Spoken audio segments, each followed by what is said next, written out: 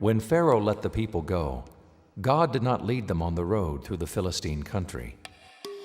For he said, if they face war, they might change their minds and return to Egypt. So God led the people around by the desert road toward the Red Sea.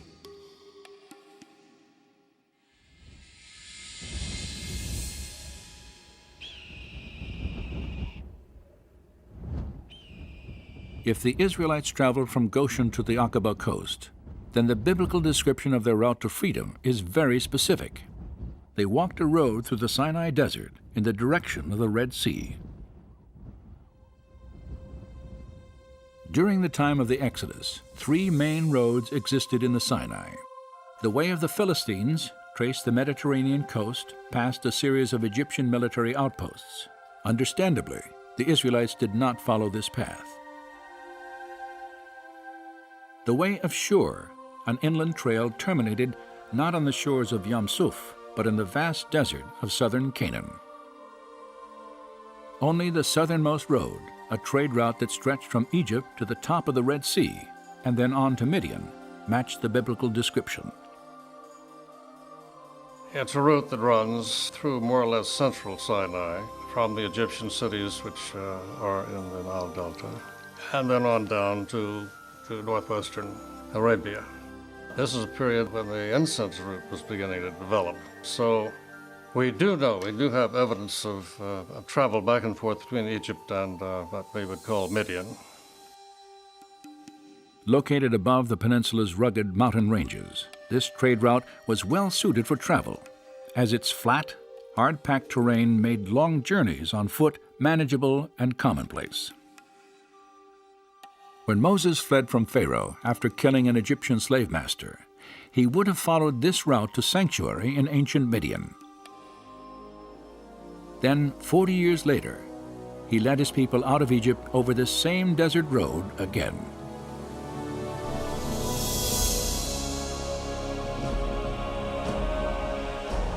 And the Lord was going before them in a pillar of cloud by day to lead them, and in a pillar of fire by night to give them light, that they might travel by day and night. The Swedish Bible says clearly that they were traveling both day and night, and at night they had this pillar of fire leading them and enlightening them, and at day it was this cloud that I guess also overshadowed them because of the heat of the day, so they could travel both day and night. By walking through the desert during the cooler hours of the early morning and night, the Israelites could have crossed the Sinai in approximately 3 weeks, the time allowed by the biblical record. The scriptures imply they had a significant head start on the Egyptian army, for many days passed before Pharaoh decided to bring Israel back into captivity. Then, while his army prepared to give chase, he received a surprising report of Moses' path through the wilderness.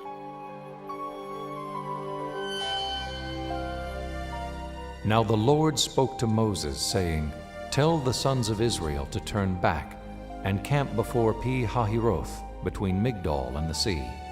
For Pharaoh will say, they are wandering aimlessly in the land.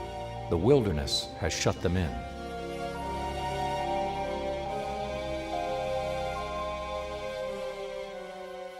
And it says in the scripture that they turned. And that could be interpreted in different ways, but our understanding is that they turned southwards, and Pharaoh then was so certain about that they were trapped within the peninsula. This satellite photograph defines the Israelites' unexpected change of course.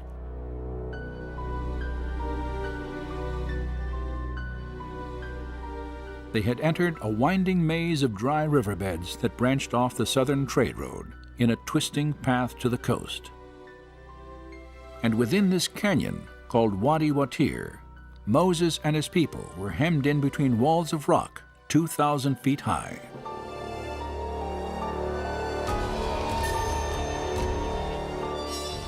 Once you're into this wadi, you can't turn either left or right. You have to go, just follow it all the way.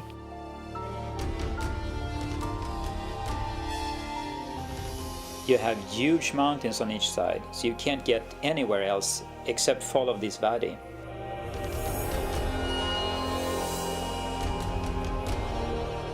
You can see the mountains are high and they're coming closer and closer, and the road is going, how do you say, back and forth between those mountains.